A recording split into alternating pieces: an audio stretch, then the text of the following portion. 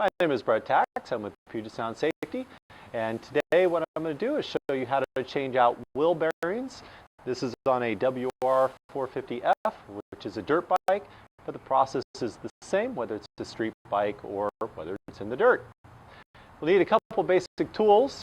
Today we have a hammer and a punch, a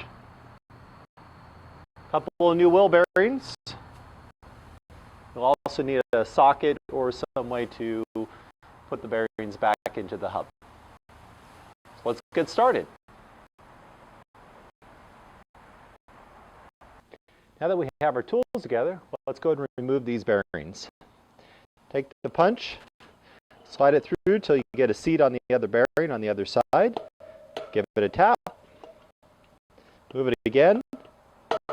That way you catch the other side.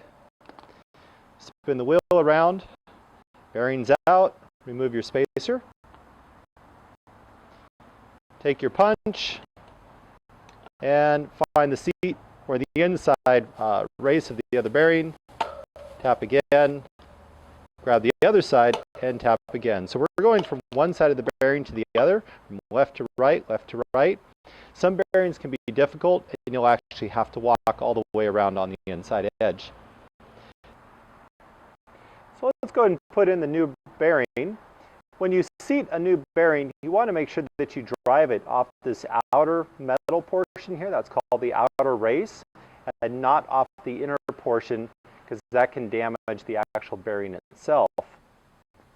Set the bearing into the hub. What I use is a socket, especially if you're at home. Find a socket that's the same diameter as the outer portion of that bearing. That way when you set it down, you're only driving on those outer metal portions. Once you start to drive it in, it may set in just slightly off angle.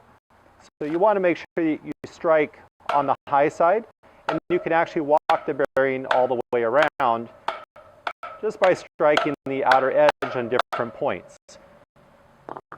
Take a look here. We're now even all the way in where it's seated into the hub. Once you've done one side, we turn it over and we do the other.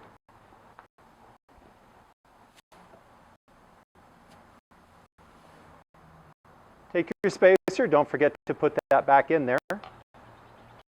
Set the spacer down inside the hub. Grab your second bearing and repeat the process on this side.